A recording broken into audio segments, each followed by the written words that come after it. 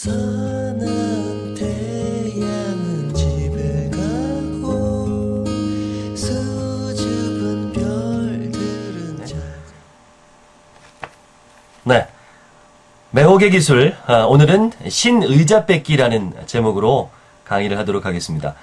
사람과 친해지고 싶으세요? 우리가 첫 만남에서 호감 가는 사람, 또 부담스럽지 않는 사람이 되고 싶으십니까?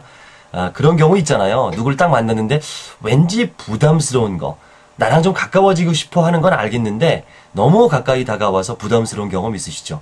그러니까 어떤 사람을 만났을 때 내가 좀 적극적이고 활달하고 그래서 처음 보는 사람과 이야기 나누는 거 좋아하시는 분들 자칫 실수하게 되면 너무 가까이 다가가서 오히려 안 좋은 인상을 남길 수도 있습니다. 그러니까 적당한 거리를 유지하면서도 금방 가까워질 수 있는 방법, 이게 바로 신의자 뺏기 싸움인데요.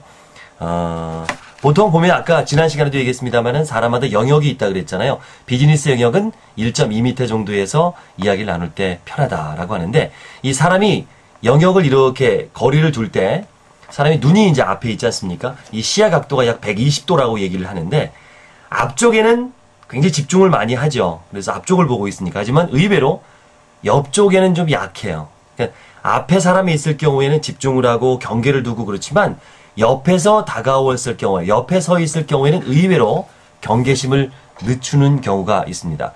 왜 그렇잖아요. 사람이 와서 친한 사람이 앞으로 와서 막 들이대면서 야 이러는 것보다는 옆으로 와서 툭 치면서 커피 한잔 할래? 예, 귀 옆에 대면서, 만약에 정면으로 얼굴 들이대면서 커피 한잔 할래? 이런 부담되지만 옆쪽으로 이렇게 툭 와서 야 어떻게 지내냐?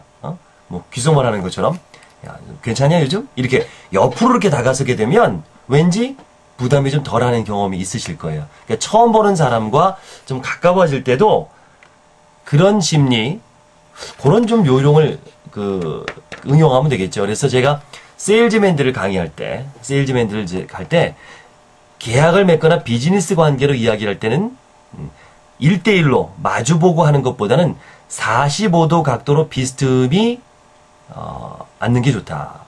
제가 예전에 SBS 코치라는 프로그램에서 출연을 해서 한 50대의 가장분이 영업을, 세일즈 경험 전혀 없는 분을 제가 2주일 동안 트레이닝을 시켜서 전원주 아주머님에게, 전원주님에게 200만 원짜리 공기청정기를 팔게 했던 그런 경험이 있는데, 그때도 제가 막판에 이제 전원주님이 관심을 보였을 때, 상품에 관심을 보였을 때 마주 앉지 말고 옆에 앉으라고 제가 얘기를 했었어요. 이것도 이것 때문에 그런 거거든요.